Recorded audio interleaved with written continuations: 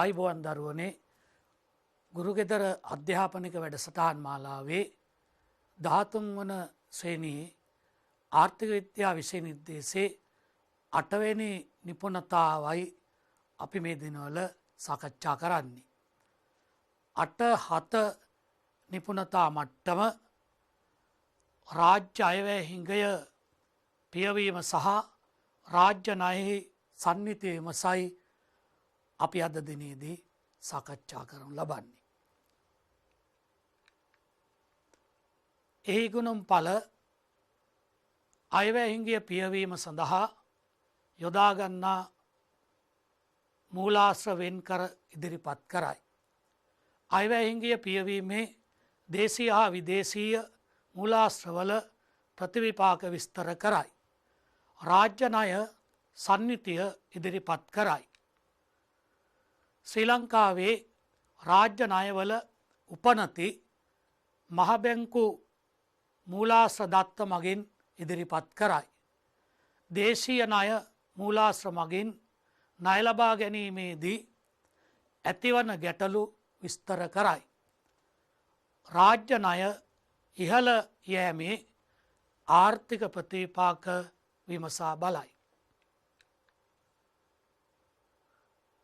අපි දරුවනේ මීළඟට සලකා බලනවා රාජ්‍ය අයවැය හිඟය මූල්‍යනය සඳහා යොදා ගන්නා මූලාශ්‍ර.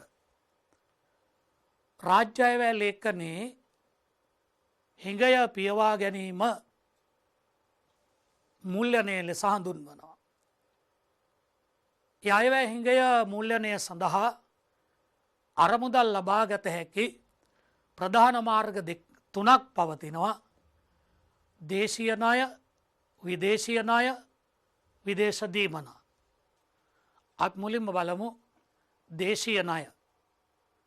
දේශීය ණය කියන්නේ ශ්‍රී ලංකා රජය අයවැය හිඟය පියවීම සඳහා රට අභ්‍යන්තරය තුළින් ලබා ගන්නා ලද මුළු ණය ප්‍රමාණයයි.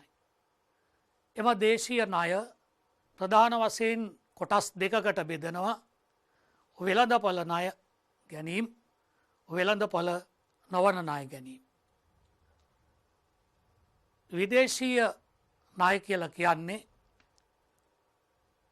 ශ්‍රී ලංකා රජය අයවැය හිඟය පියවීම සඳහා රටෙන් බාහිරව ලබා ගන්නා වූ මුළු ණය ප්‍රමාණයයි. එම විදේශීය ණය ප්‍රධාන වශයෙන් වර්ග දෙකකට බෙදනවා. ව්‍යාපෘති ණය, ව්‍යාපෘති නොවන ණය. අපි මුලින්ම බලමු දරුවනේ ව්‍යාපෘති ණයක් කියන්නේ කුමක්ද කියන එක. කිසියම් නිශ්චිත ව්‍යාපෘතියක් මූල්‍යකරණය සඳහා පමණක්ම ලබා දෙන එම ව්‍යාපෘතියට හැර වෙනත් ව්‍යාපෘතියකට එම ණය යොදාගත නොහැකි වන ආකාරයට ලබා දෙන්නා වූ ණයයි. ඊළඟට අපි බලමු ව්‍යාපෘති නොවන ණය. යම් නිශ්චිත ව්‍යාපෘතියක් සඳහන් නොකර රටේ අවශ්‍යතාවය මත ඕනෑම කාර්යයක යොදාගත හැකි වන ආකාරයට ලබා දෙන්නා වූ ණය ව්‍යාපෘති නොවන ණයයි. ඊළඟට විදේශ දීමනා. දරුවනේ විදේශ දීමනා කියන්නේ ණය නෙවෙයි ආපසු ගෙවීමක් නොමැතිව කිසියම් විදේශ රටකින් හෝ ජාත්‍යන්තර ආයතනයකින් හෝ ලබා දෙන්නා වූ ප්‍රධානයන් දීමනා ලෙස හඳුන්වනු ලබනවා. ඊළඟට දුවේ පුතේ අපි සලකා බලමු දේශීය වෙළඳපොළ ණය ගැනීම කියන්නේ කුමක්ද කියන එක. දේශීය කියන්නේ රට අභ්‍යන්තරේ, වෙළඳපොළ කියන්නේ මුදල් වෙළඳපොළ තුලින් ලබා ගන්නා ණයයි. එය නැවත කොටස් දෙකකට බෙදෙනවා. දේශීය වෙළඳපොළ බැංකු ණය ගැනීම, දේශීය වෙළඳපොළ බැංකු නොවන ණය ගැනීම. අපි මුලින් බලමු දේශීය වෙළඳපොළ බැංකු ණය ගැනීම. රට අභ්‍යන්තරේ මුදල් වෙළඳපොළ තුළ බැංකු පද්ධතියෙන් ලබා ගන්නා ණයයි. මෙම මුල්‍ය විග්‍රහයේදී අපි බැංකු හැටියට සලකන්නේ දුවේ පුතේ ශ්‍රී ලංකා මහ බැංකුවත් වාණිජ බැංකු පද්ධතියක්. ශ්‍රී ලංකා මහ බැංකුවෙන් ණය ගත්තාම මහ බැංකුව ණය සපයන්නේ අලුතෙන් කාසියා නෝට්ටු නිකුත් කරලා එවිට උද්ධමනාත්මක හේවත් ප්‍රසාරණාත්මක බලපෑමක් ඇති වෙනවා. වාණිජ බැංකු වලින් ණයගත් විට වාණිජ බැංකු ණය මැවීම හේවත් මුදල් මැවීම තුලින් තමයි ණය නිකුත් කරන්නේ. එවිට මුදල් සැපීමේ වැඩිවීමක් හේවත් ප්‍රසාරණාත්මක බලපෑමක් සිදු වෙනවා. ඊළඟට අපි බලමු බැංකු නොවන ණය ගැනීම.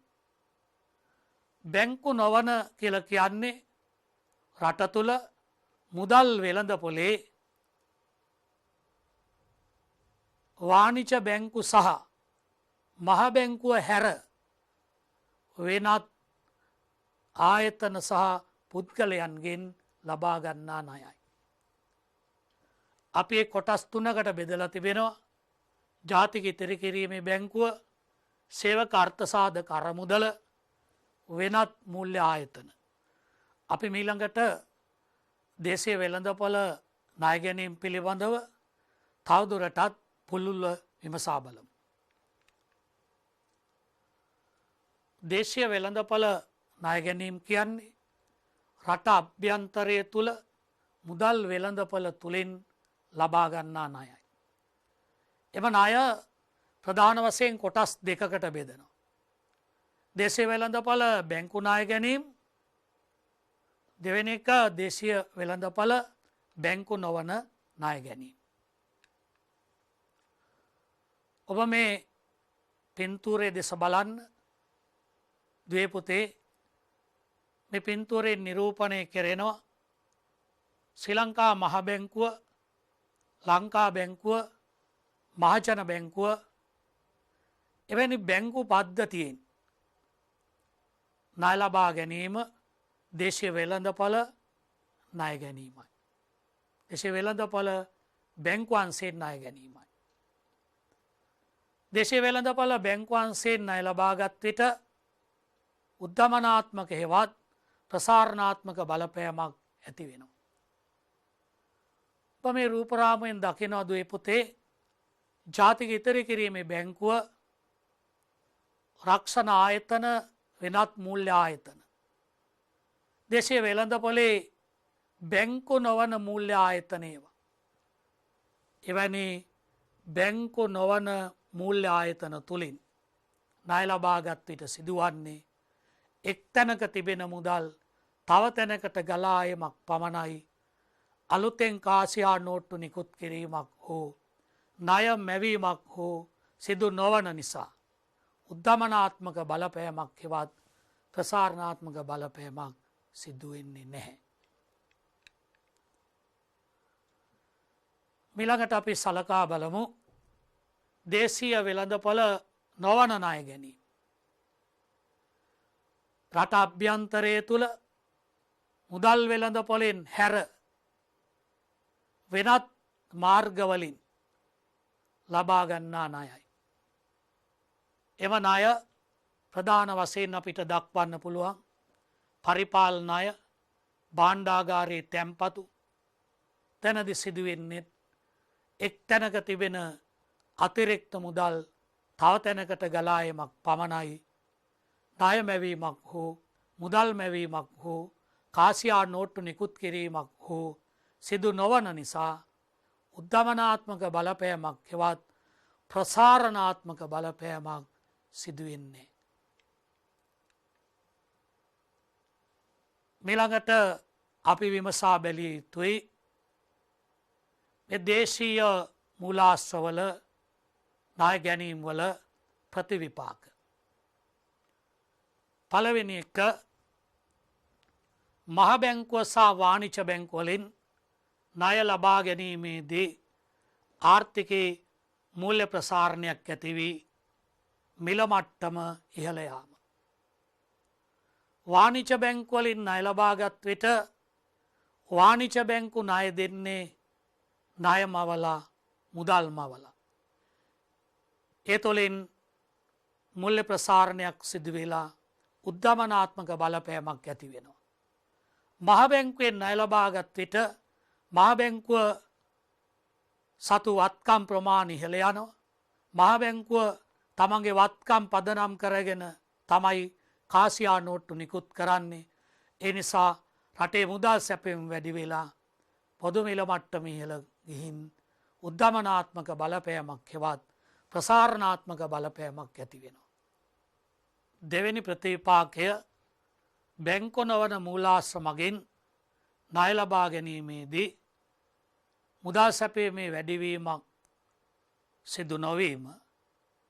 මුදල් සැපීමේ වැඩිවීමක් සිදු නොවෙන්නේ ජාතික ඉතිරි කිරීම බැංකුව, සේවක අර්ථසාධක අරමුදල, රක්ෂණ ආයතන, වෙනත් මූල්‍ය ආයතන වලින් ණය ලබා ගන්නා විට උද්ධමනාත්මක බලපෑමක් හෙවත් ප්‍රසාරණාත්මක බලපෑමක් ඇති නොවීමයි.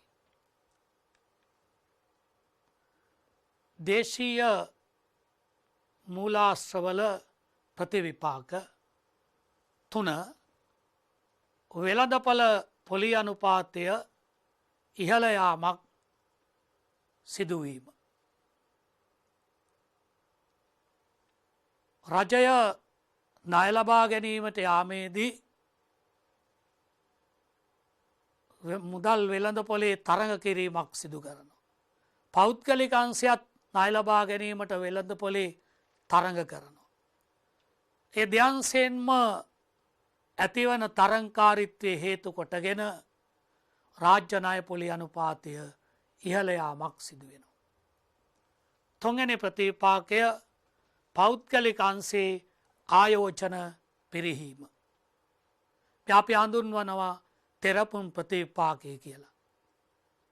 රජයත් තරඟ කරනවා ණය ගැනීම සඳහා, පෞද්ගලික අංශයත් තරඟ කරනවා ණය ගැනීම සඳහා. රජය බැංකු සම්පත් වැඩිපුර අයවැහිංගිය පියවීමට භාවිතා කිරීම නිසා පෞද්ගලික අංශයට ලබා දීමට තිබෙන ණය ප්‍රමාණය සීමිත වීමෙන් පෞද්ගලික අංශයේ ආයෝජන පිරිහිලා පෞද්ගලික අංශයේ නිෂ්පාදන මට්ටම පහළ යාමක් සිදු වෙලා ආර්ථිකයේ වර්ධන වේගයද පහළ යා හැකි ස්වරූපයක් ඉස්මතු වෙනවා. පස්වෙනි ප්‍රතිපාකය රාජ්‍ය ණය සඳහා ගෙවිය යුතු පොලි පිරිවැය ඉහළ යාම නිසා සමස්ත අයවැහිංගය තව දුරටත් පුළුල් වීම. රජය අයවැහිංගය පියවා ගැනීමට ණය ලබා ගැනීම තුළින් ප්‍රධාන ආකාර දෙකකින් රාජ්‍ය වියදම් වැඩිවීමට බලපානවා. රජය ලබාගත් ණය සඳහා වාරික ගෙවන විට ප්‍රාග්ධන වියදම් වැඩි වෙනවා. ණය පොලි ගෙවන විට පුනරාවර්තන වියදම් වැඩි වෙනවා. ඒ දෙකේම ප්‍රතිඵලයක් ලෙස සමස්ත රාජ්‍ය වියදම් වැඩි වෙලා සමස්ත අයවැහිංගය තවදුරටත් පුළුල් වීමට ණය ගැනීම ඉවහල් වෙනවා. ඊළඟට දුවේ පුතේ අපි බලමු මේ තෙරපුම් ප්‍රතිපාකය කියන්නේ කුමක්ද කියන එක. crowding out effect. රජයේ වියදම් පියවා ගැනීමට රජය දේශීය වෙළඳපොළ තුළින් බැංකු සහ බැංකු නොවන අංශ තුළින් ණය ලබා ගන්නවා. එම ණය ලබා ගත්තාම පෞද්ගලික අංශයට ආයෝජන කටයුතු සඳහා දීමට තිබෙන බැංකු සම්පත් සීමා සහිත වෙනවා. පෞද්ගලික අංශයේ ආයෝජනය සඳහා වාණිජ්‍ය බැංකුවලින් ලබා දෙන ණය සීමා සහිත වීමෙන් පෞද්ගලික අංශයේ ආයෝජන පිරිහෙනවා. පෞද්ගලික අංශයේ ආයෝජන පිරිහෙනකොට පෞද්ගලික අංශයේ නිෂ්පාදනය අඩු වෙනවා. මෙලෙස පෞද්ගලික අංශයේ ආයෝජන පිරිහීම තුළින් පෞද්ගලික අංශයට ඇතිවෙන අයහපත් තත්ත්වය අපි හඳුන්වනු ලබනවා තෙරපුම් ප්‍රතිපාකය කියලා. ද්වේපොතේ ඒ තෙරපුම් ප්‍රතිපාකය තවදුරටත් අපිට පැහැදිලි කළ හැකි මෙම ප්‍රස්ථාරය මගින්. මේ ප්‍රස්ථාරයේ සිරස් අක්ෂයෙන් රාජ්‍යංශයේ නිෂ්පාදනයද තිරස් අක්ෂයෙන් පෞද්ගලික අංශයේ නිෂ්පාදනයද නිරූපණය කෙරෙනවා. මෙම නිෂ්පාදන හැකියාව පෙන්වන රේඛාව මගින් ඊයක ලක්ෂයේදී පෙන්눔 කෙරෙනවා. පෞද්ගලික අංශයේ නිෂ්පාදනය B2ක්ද රාජ්‍යංශයේ නිෂ්පාදනය A1ක්ද වශයෙන්. රජය වැඩිපුර වාණිජ බැංකු සහ බැංකු නොවන සම්පත් ණය වශයෙන් ලබා ගැනීමේදී රජයේ නිෂ්පාදනය වර්ධනය වෙනවා. රාජ්‍ය ආයෝජන ඉහළ යනවා. ඒ එකේ සිට ඒ දෙක දක්වා රජයේ නිෂ්පාදනය වැඩි වෙනවා.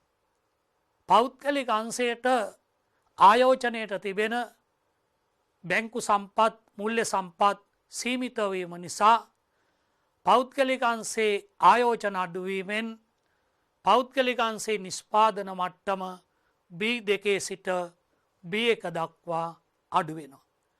එය ප්‍රස්ථාරයේ E1 ලක්ෂයේ සිට E2 දක්වා ගමන් කිරීම තුළින් නිරූපණය කෙරෙනවා. මේ ආකාරයට පෞද්ගලික අංශයේ ආයෝජනය පිරිහීමත් ඒ තුළින් පෞද්ගලික අංශයේ නිෂ්පාදනය අඩුවීමත් අපි හඳුන්වනු ලබනවා තෙරපුම් ප්‍රතිපාකය ලෙස. මීළඟට දුවේ පොතේ අපි විමසා බලනවා විදේශීය මූලාශ්‍රවල ප්‍රතිපාක. පළවෙනි ප්‍රතිපාකය විදේශීය ණය සහ ප්‍රධාන අයවැය හිඟිය පියවීමට යොදා ගැනීමේදී මහ බැංකුවේ විදේශ වත්කම් ඉහළ යනවා. මහ බැංකුව තමන්ගේ වත්කම් පදනම් කරගෙන තමයි කාසියා නෝට්ටු නිකුත් කරන්නේ. සහ මහ බැංකුවේ විවහාර මුදල් සැපයුම වැඩි වෙනවා. විවහාර මුදල් සැපයුම වැඩිවීමෙන් ආර්ථිකයේ පොදු මිල මට්ටම ඉහළ ගොස් උත්තමනාත්මක බලපෑමක් ඒ තුලින් හටගනු ලබනවා. දෙවැනි ප්‍රතිපාකය විදේශීය ණය සහ ප්‍රධාන දේශීය ආර්ථිකයට ලැබුණාම එම ප්‍රධාන සහ ණය දේශීය මුදල් වලට පරිවර්තනය කරනවා.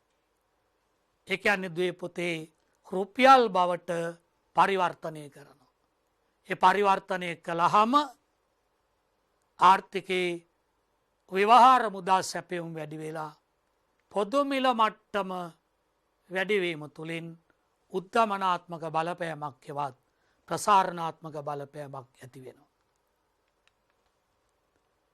මිළඟට අපි මේ දකින්නේ අයවැය හිඟය මූල්‍යනය සඳහා දේශීය බැංකු ණය ගැනීම, දේශීය බැංකු නොවන ණය ගැනීම, විදේශ ණය ගැනීම යොදවා තිබෙන ආකාරය මේ තීරු ප්‍රස්ථාරය මගින්.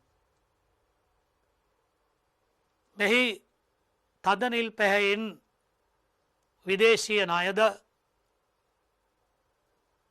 රතු පැහැය මගින් දේශීය බැංකු නොවන සහ අනිකුත් මූලාශ්‍රවලින් ගත් ණයද කහ පැහැයෙන් දේශීය බැංකු ණය ගැනීමද පෙන්눔 කෙරෙනවා. ඒ අනුව 2015 2016 2017 2018 19 යන වර්ෂවලදී සංසන්දනාත්මකව බැලූ විට අපිට දකින විශේෂ ලක්ෂණය තමයි දේශීය බැංකු නොවන සානිකුත් මූලාශ්‍රවලින් 2019 වර්ෂයේදී වැඩි ණය ප්‍රමාණයක් ලබාගෙන අයවැහිංගිය පියවාගත් ආකාරය. එවගේම අයවැහිංගිය පියවීමේදී 2015ට සාපේක්ෂව 16 17 18 19 යන වර්ෂවලදී දේශීය බැංකුවන්සේ වාණිජ බැංකුවලින් සහ මහ බැංකුවෙන් ලබා ගන්නා ණය ප්‍රමාණය ක්‍රමක්‍රමයෙන් අඩුවීමක් අපිට දැකගත හැකි වෙනවා. මිළඟට द्वे පොතේ අපි විමසා බලමු බැංකු ණය මූලාශ්‍ර මහ බැංකුව සහ වාණිජ බැංකුවලින් ණය ලබා ගත් ආකාරය. කහ පැහැයෙන් වාණිජ බැංකුවද රතු පැහැයෙන් මහ බැංකුවද නිරූපණය කෙරෙනවා. ඒ අනුව 2019 වර්ෂයේදී වාණිජ බැංකුවලින් ණය ලබාගෙන අයවැහිංගය මූල්‍යනය සිදුවන ආකාරය පෙන්නුම් කෙරෙනවා. ශ්‍රී ලංකාවේ රාජ්‍ය ණය පිළිබඳව මිළඟට විමසා බලමු. කිසියම් රටක් එසේ නැතහොත් ආණ්ඩුවක් තවත් රටකින් හෝ ජාත්‍යන්තර ආයතනයකින් හෝ වෙනත් ජාත්‍යන්තර සංවිධානයකින් හෝ ලබාගත් මුළු ණය ප්‍රමාණය රාජ්‍ය ණය වශයෙන් හඳුන්වනවා. එම රාජ්‍ය ණය ප්‍රධාන වශයෙන් කොටස් දෙකකට බෙදනවා. එක දේශීය ණය, දෙක විදේශීය ණය. අපි මීළඟට බලමු රාජ්‍ය ණය අවශ්‍ය වන්නේ ඇයි කියලා. රටකට ණය අවශ්‍ය වන්නේ පළවෙනි කාරණය බදු සහ වෙනත් ආදායම් මගින් පියවාගත නොහැකි අයවැය පරතරය පියවීම. රාජ්‍ය ආදායම තුළින් අයවැය හිඟිය පියවාගත නොහැකි වූ විට රජය ණය ලබා ගැනීම තුළින් අයවැය හිඟිය පියවාගනු ලබන. දෙවැනි හේතුව සංවර්ධන කටයුතු සඳහා අවශ්‍ය වන අරමුදල් සපයා ගැනීම. රටකට විවිධ සංවර්ධන යෝජනා ක්‍රම විවිධ ව්‍යාපෘති මුල්‍යකරණය සඳහා අවශ්‍ය අරමුදල් ණය මගින් සපයා ගැනීමට සිදුවෙනවා. ශ්‍රී ලංකා ආණ්ඩුව සඳහා ගත හැකි දේශීය සහ විදේශීය ණය ප්‍රමාණය තීරණය කරන්නේ පාර්ලිමේන්තුව. දේපොතේ පාර්ලිමේන්තුවට ඉදිරිපත් කරන විසර්ජන පනත මගින් තමයි ඒ මුළු ණය ප්‍රමාණය තීරණය කරන්නේ. නිදහසෙන් පසු ශ්‍රී ලංකා ආණ්ඩුව හිඟ අයවැය ප්‍රතිපත්තියක් තමයි අනුගමනය කරන්නේ පසුගිය වර්ෂ දෙකක පමණ හැර. එහිංග අයවැය ප්‍රතිපත්තියක් ක්‍රියාත්මක කරන විට රජයට සිදුවෙනවා අයවැය ලේඛනයේ තිබෙන හිඟය පියවා ගැනීම සඳහා ණය ලබා ගැනීමට. 2019 වර්ෂයේදී ශ්‍රී ලංකා ආණ්ඩුව ලබාගෙන ඇති මුළු ණයවලින් නොපියවා ඇති මුළු ණය ප්‍රමාණය රුපියල් බිලියන 13,31.5. එම ණය ප්‍රමාණයෙන් දළදේශීය නිෂ්පාතයේ ප්‍රතිශතයක් ලෙස දක්වතොත් දේශීය ණය 44.1යි විදේශීය ණය 42.6යි. ඒ අනුව මධ්‍යම රජයේ නොපෙවූ ණය ප්‍රමාණය ද්වේපොතේ පෙන්නුම් කරනවා මේ ප්‍රස්ථාරය තුළින්. ප්‍රස්ථාරයේ නිල් පැහැයෙන් විදේශීය ණයද කහ පැහැයෙන් දේශීය ණයද පෙන්නුම් කෙරෙනවා. ඒ අනුව අපිට හඳුනා ගත හැකි 2015 16 17 18 19 යන වර්ෂවලදී සමස්ත රාජ්‍ය ණයින් දේශීය ණය ප්‍රමාණය තමයි සෑම වර්ෂයකම ඉහළ අගයක් ගන්න.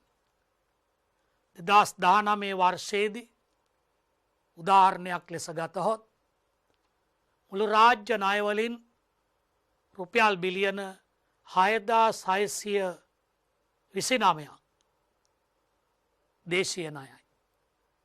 රුපියල් බිලියන 6402ක් විදේශීය ණයයි. මේ ආකාරයට තමයි මධ්‍යම රජයේ ණය සංයුතිය ගලා ගිහින් තිබෙන්නේ. මධ්‍යම රජයේ නොපෙය වූ දේශීය ණය සංයුතිය 2019 ද්වේපොතේ මේ වෘත්ත ප්‍රස්ථාරය තුළින් නිරූපණය කෙරෙනවා. දේශීය ණය ලබාගත හැකි ප්‍රධාන මූලාශ්‍රයන් භාණ්ඩාගාර බැඳුම් කර භාණ්ඩාගාර බිල්පත් මහ බැංකු අත්තිකාරම් ශ්‍රී ලංකා සංවර්ධන බැඳුම් කර අනෙකුත් ණය යනාදී වශයෙන් ද්වේපොතේ මේ කහ පැහැයෙන් නිරූපණය කරන්නේ භාණ්ඩාගාර බැඳුම් කර වලින් 2019 වර්ෂයේදී ලබාගත් මුළු ණය ප්‍රමාණය. රජයේ දේශීය ණය වලින් 69%ක්ම ලබාගෙන තිබෙන්නේ භාණ්ඩාගාර බැඳුම් කර තුලින්. ඊළඟට වැදගත්කමක් සුලන්නේ භාණ්ඩාගාර බිල්පත්. එය මුළු දේශීය ණය ප්‍රමාණයෙන් 2019 වර්ෂයේදී 13%. ශ්‍රී ලංකා සංවර්ධන බැඳුම් කර තමයි මීළඟට වැදගත් දේශීය ණය මූලාශ්‍රය. සංවර්ධන බැඳුම් කර වලින් 8%ක් දේශීය ණය ප්‍රමාණයෙන් ලබාගෙන තිබෙනවා. මහ බැංකු අත්තිකාරම් 4%යි අනිකුත් දේශීය මූලාශ්‍ර වලින් 6%යි. මේ ආකාරයට නිරූපණය කරන දේශීය ණය සම්නිතිය තුළ 2019 වර්ෂයේදී වැඩිම ණය ප්‍රමාණයක් ලබාගෙන තිබෙන්නේ භාණ්ඩාගාර බැඳුම් කර වලින් කියන එකයි පෙනී යන්නේ. ඊළඟට ද්වේපොතේ අපි විමසා බැලිය යුතුයි මොකක්ද මේ භාණ්ඩාගාර බිල්පතක් කියන්නේ. භාණ්ඩාගාර බිල්පතක් කෙටි කාලීන ණය උපකරණයක්. මේ නිකුත් කරන්නේ ශ්‍රී ලංකා මහ බැංකුව. රජයට අවශ්‍ය කෙටිකාලීන ණය ලබා ගැනීම සඳහා නිකුත් කරනු ලබන යම් නිශ්චිත ඉදිරි දිනකදී ආපසු ගෙවන පොරොන්දුව දෙමින් නිකුත් කරන සහතිකයක්. එම භාණ්ඩාගාර බිල්පත් නිකුත් කරන්නේ වට්ටමකට යටත්ව. එහි කල්පිරෙන කාලයක් තිබෙනවා. ඒ කල්පිරෙන කාලය දින 91 දින 182 දින 364 ආදී වශයෙන් වෙනවා. මේවා නිකුත් කරන්නේ නිර්ලේඛන සහිතවයි. ලේඛන නොමැතිව ඉදිරිපත් කරන කෙටිකාලීන ණය ලියවිල්ල. ඔබ මේ දකින්නේ රූපරාමුවේ භාණ්ඩාගාර බිල්පතක් එවගේ භාණ්ඩාගාර බැඳුම් කරයක් ශ්‍රී ලංකා මහ බැංකුව විසින් නිකුත් කරනු ලබන. අපි මීළඟට බලනවා භාණ්ඩාගාර බැඳුම් කර කියන්නේ කුමක්ද කියන එක. භාණ්ඩාගාර බැඳුම් කර ශ්‍රී ලංකා මහ බැංකුව නිකුත් කරන්නේ රජයට අවශ්‍ය මධ්‍යකාලීන හා දිගුකාලීන ණය අවශ්‍යතා සපුරා ගැනීම සඳහායි. මෙහි පරිණත කාලය වර්ෂ 2 සිට වර්ෂ 20ක් දක්වා විය හැකියි. නමුත් වර්තමානයේදී ශ්‍රී ලංකා මහ බැංකුව නිකුත් කර තිබෙන්නේ වර්ෂ 2 සිට වර්ෂ 6 දක්වා වූ බැඳුම් කර. මෙම ණය උපකරණය නිර්ලේඛන සහිතව ඉදිරිපත් කරන්න. ඉදිරිපත් කරන්නේ වෙන්දේසි ක්‍රමයකට අනුවයි. නිශ්චිත වාර්ෂික පොලි ප්‍රතිශතයක් මේ සඳහා මහ බැංකුව විසින් ගෙවනු ලබනවා. මේ අනුව 2006 නොවැම්බර් මාසයේ සිට භාණ්ඩාගාර බැඳුම් කර වෙළඳපොළ විදේශී ආයෝජකයන්ටද විවෘත වෙනවා. ඊළඟට අපි විමසා බලමු රුපියල් ණය සුරැකුම්පත්. මැදිහා දිගුකාලීන ණයපකරණයක් ලෙස ලේඛන සහිතව මහ බැංකුව විසින් නිකුත් කරන ණයපකරණයක් වෙනවා. මෙම සුරැකුම් පතෙහි මුහුණත අගය ණය මුදල ආපසු ගෙවනු ලබන දිනය ඊට අදාළ පොලි අනුපාතිකය එම සහතික පත්‍රයේම සඳහන් වෙනවා. රුපියල් ණය සුරැකුම්පත් වැඩිපුරම මිලදීගෙන ඇත්තේ සේවක අර්ථ සාධක අරමුදල ජාතික ඉතිරි කිරීමේ බැංකුව සහ රක්ෂණ ආයතනයි. ශ්‍රී ලංකා සංවර්ධන බැඳුම් කර අපි මීළඟට විමසා බලමු. ඇමරිකා එක්සත් ජනපද ඩොලර් වලින් ණය ලබා ගැනීම සඳහා ශ්‍රී ලංකා මහ බැංකුව විසින් 2001 වර්ෂයේදී හඳුන්වා දෙන ලද මැදිකාලීන ණය උපකරණයක්. පරිණත කාලය වර්ෂ 2ක් වන අතර බැඳුම් කරේක අවම වටිනාකම එක්සත් ජනපද ඩොලර් ලක්ෂයක් වෙනවා. මේවා මිලදී ගැනීමට හැකියාව තිබෙන්නේ බලේලත් විදේශ විනිමය වෙළඳුන් විදේශීය රටවල රැකියා කරන අය විදේශ රටවල පදිංචි ශ්‍රී ලාංකිකයන්ට ඒ වගේම විදේශ පුරවැසි භාවයේ ලත් පුද්ගලයන්ටයි. මීළඟට අපි ද්වීපොතේ සලකා බලනවා ණය ලබා ගන්නා මූලාශ්‍රය අනුව විදේශීය ණය. ඒ ප්‍රධාන වශයෙන් කොටස් 3කට බෙදනවා. බහුපාර්ශවීය ණය, ද්විපාර්ශවීය ණය, මුල්‍ය වෙළඳපොළ ණය. මුලින්ම අපි බලමු බහුපාර්ශවීය ණය කියන්නේ කුමක්ද කියන එක. කිසියම් ජාත්‍යන්තර මුල්‍ය ආයතනයක් හෝ සංවිධානයක් හෝ තවත් රටකට ලබා දෙන ණය බහුපාර්ශවීය ණයයි. උදාහරණ වශයෙන් ජාත්‍යන්තර මුල්‍ය අරමුදල, ලෝක බැංකුව, ආසියානු සංවර්ධන බැංකුව යනාදී සංවිධාන. මිළඟට බලමු ද්විපාර්ශවීය ණය. කිසියම් රටක් තවත් රටකට ලබා දෙන ණය ද්විපාර්ශවීය ණයයි. ශ්‍රී ලංකාවට ද්විපාර්ශවීය ණය ලබා දී තිබෙනවා කැනඩාව, ජර්මනිය, ඇමරිකාව, ප්‍රංශය, ඉතාලිය, නවසීලන්තය, ඉන්දියාව යනාදී රටවල්. ඒ ආකාරයට යම් රටක් තවත් රටකට ලබා දෙන ණය ද්විපාර්ශවීය ණයයි. ඒ ද්විපාර්ශවීය ණය ප්‍රධාන කොටස් දෙකකට බෙදනවා. ව්‍යාපෘති ණය, ව්‍යාපෘති නොවන ණය. මං කලින් සඳහන් කළා වගේ යම් නිශ්චිත ව්‍යාපෘතියක් මුල්‍යකරණය සඳහාම ලබා දෙන ණය ව්‍යාපෘති ණයයි. යම් නිශ්චිත ව්‍යාපෘතියක් සඳහන් නොකර රටේ අවශ්‍යතා මත ඕනෑම කාර්යයක යොදවාගත හැකි ආකාරයට ලබා දෙන ණය ව්‍යාපෘති නොවන ණයයි. ඊළඟට මූල්‍ය වෙළඳපොළ ණය. ජාත්‍යන්තර මූල්‍ය වෙළඳපොළ තුළින් ලබා ගන්නා ණය විදේශ මූල්‍ය වෙළඳපොළ ණයයි. ඊළඟට අපි බලමු වාණිජ්‍ය ණය ලබා දෙන ජාත්‍යන්තර මූල්‍ය ආයතන කීපයක්.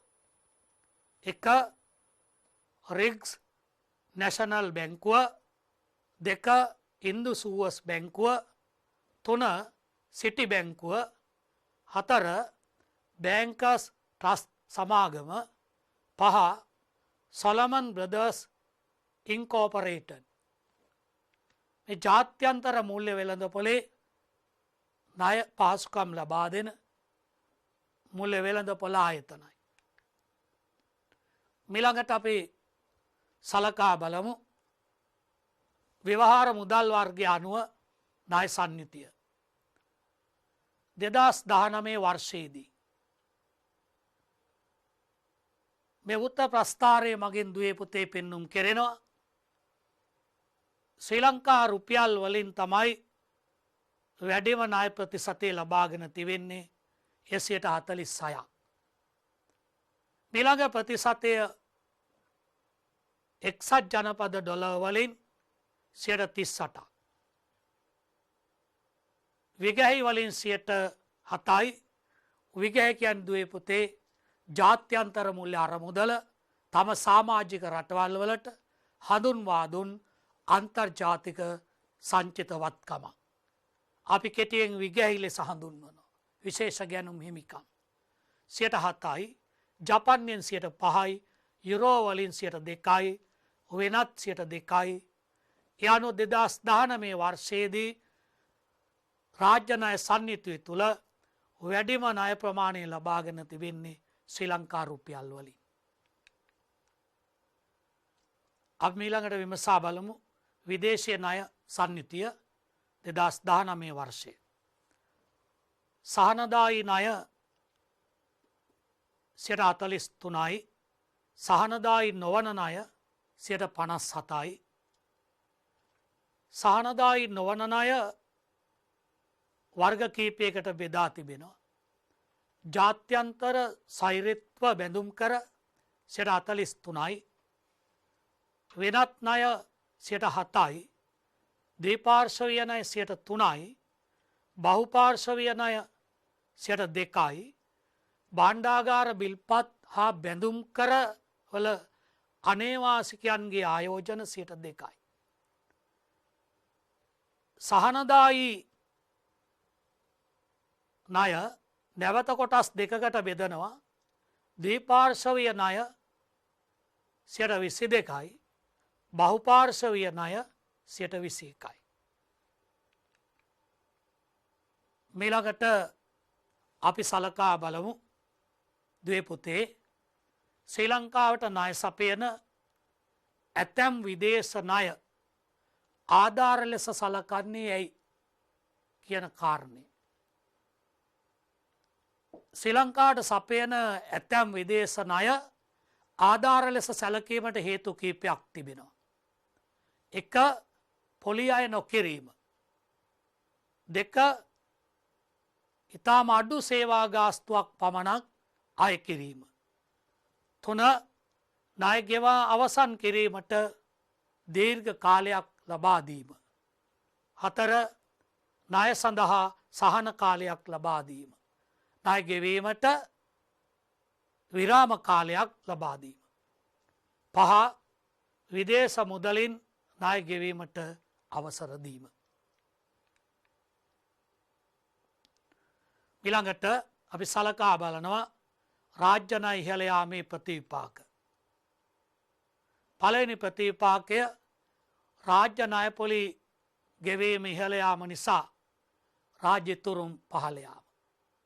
රාජ්‍ය ණය පොලි වර්තන වියදමේ කොටසක් වර්තන වියදම් වැඩි වෙන විට රජයේ තුරුම් පහළ යාමක් සිදු වෙනවා.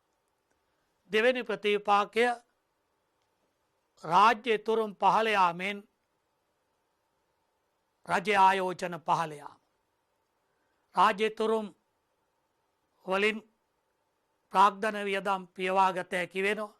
ආයෝජනයට අරමුදල් වෙන් කළ හැකි වෙනවා. රාජ්‍ය තුරුම් පහළ යාම හේතු කොටගෙන ආයෝජන තව දුරටත් පහළ යා හැකි.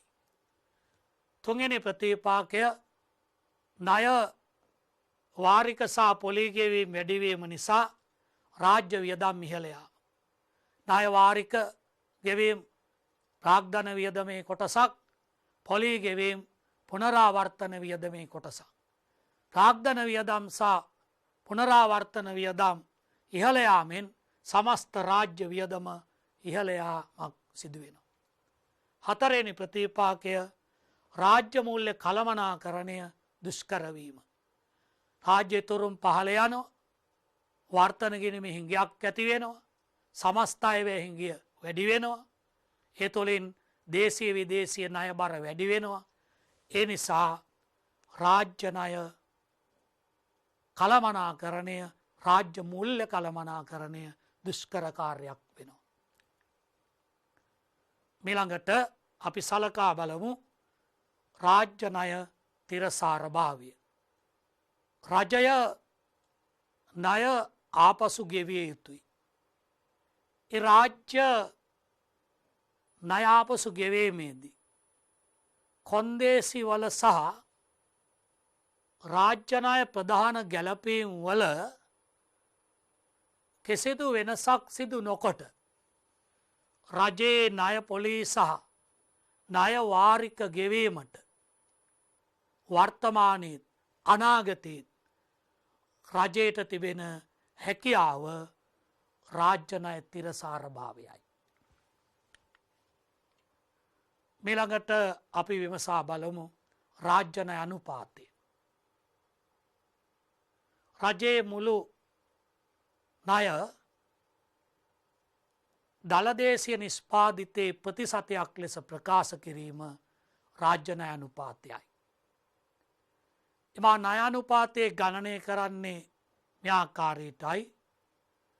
රාජ්‍ය ණය අනුපාතය සමානයි රාජ්‍ය ණය බෙදීම දළදේශීය නිෂ්පාදිතය වැඩි කිරීම 100.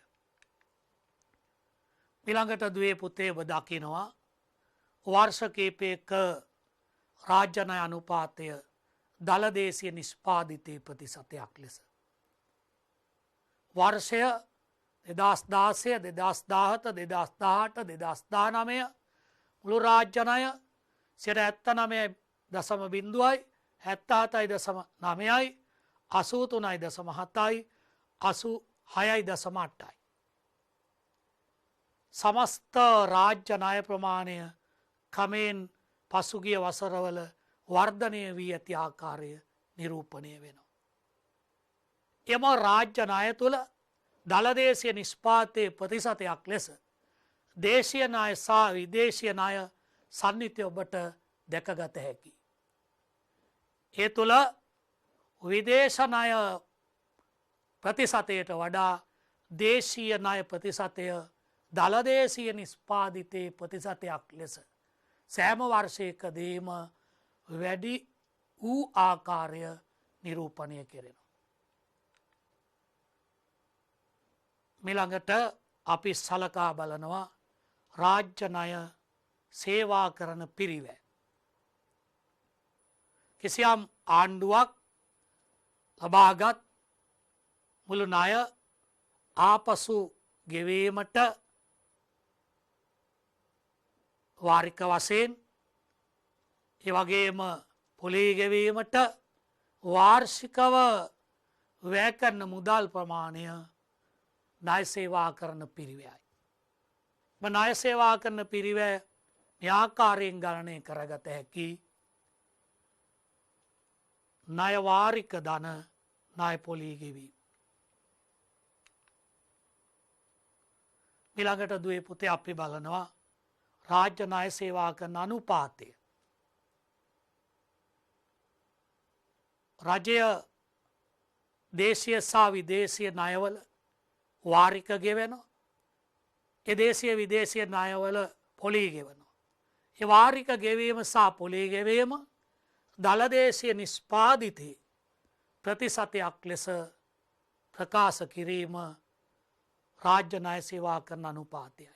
එය මේ ආකාරයෙන් ගණනය කළ හැකි රාජ්‍ය ණය සේවා කරන අනුපාතය සමානයි ණයවාරික ගෙවීම ධන ණය පොලී ගෙවීම බෙදීම දළදේශීය නිෂ්පාදිතය වැඩි කිරීම 100.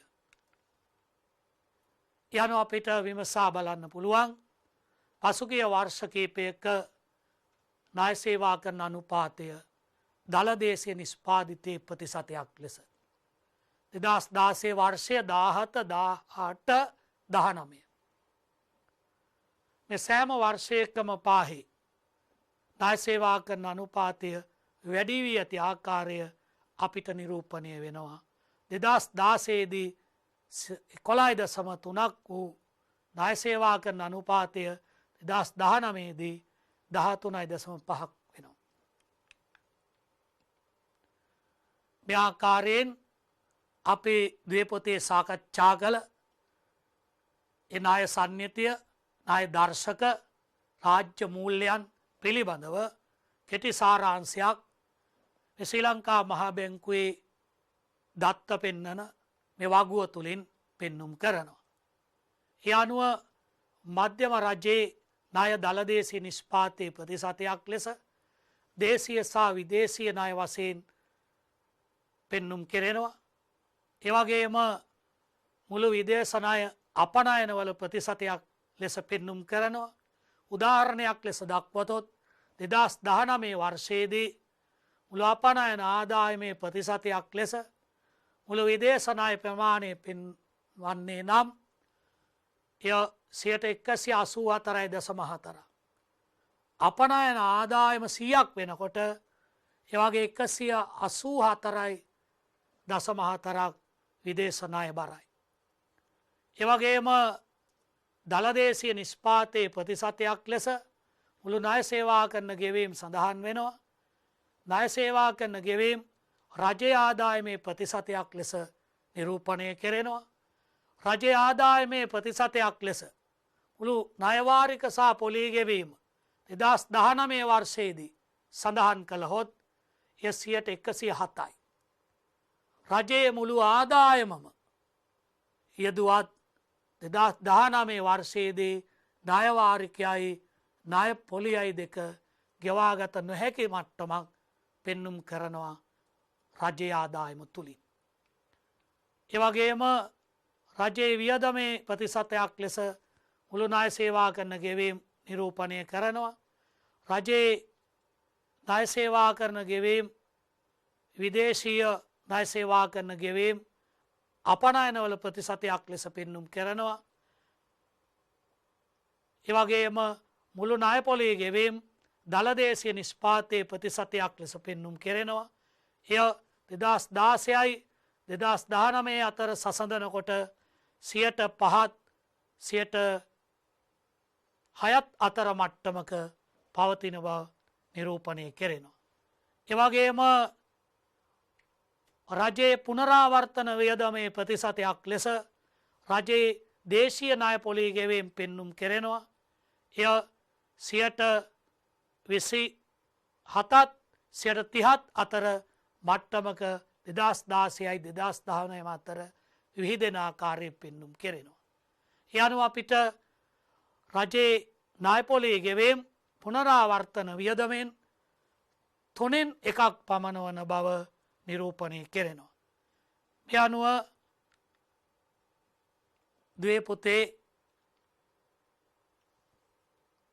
රාජ්‍ය අයවැය හිඟය මූල්‍යනය පිළිබඳවත් අයවැය හිඟේ ස්වරූපය පිළිබඳවත් අයවැය හිඟය පියවාගත් ආකාරය පිළිබඳවත් ඔබ සමග අපි සාකච්ඡා කළේ. ඒ සඳහා ඔබට පැවරුම් අභ්‍යාස දෙකක් අපි ලබා දෙනවා.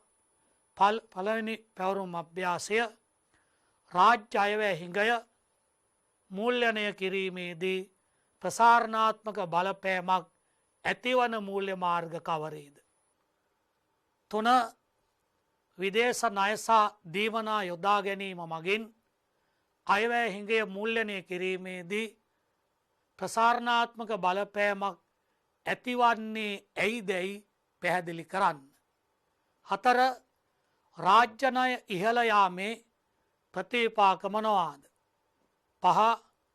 රාජ්‍ය ණය තිරසාර භාවය යන්නෙන් අදහස් වන්නේ කුමක්ද?